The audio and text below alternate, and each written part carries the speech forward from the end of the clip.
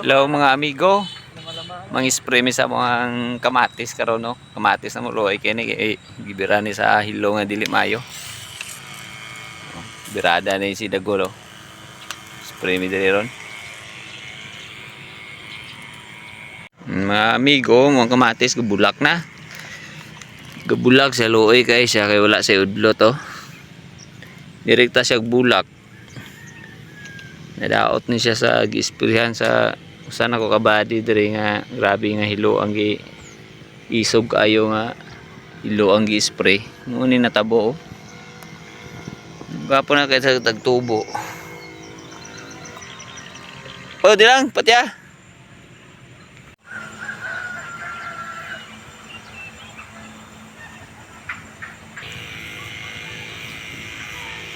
Ano na yung sitwasyon sa kamatis sa muron mga amigo. Wala lang kapriho ang tubo tungod kay kulang sa tipan. Pag init wala gid mabunyagan mayo kay ang tipan permi lang lipong. Oh. Ligid mayo na say nailo ay kayo ay galalaya. Ay tabo. Luya. Apa yung mga gwapok ay tubo.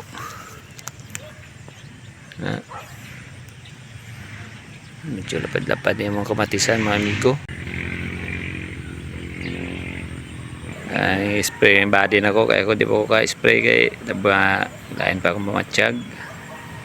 Bulak naman kayo niyo ba no?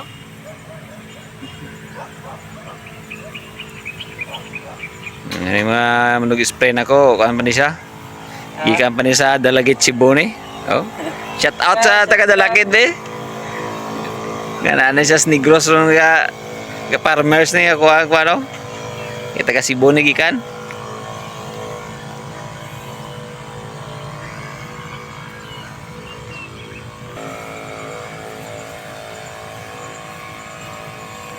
Yung kalabasa na mo ano yung tuwasyon sa mga kalabasa ro no. Tambo kayo mga kalabasa. Nagas na kayong katay.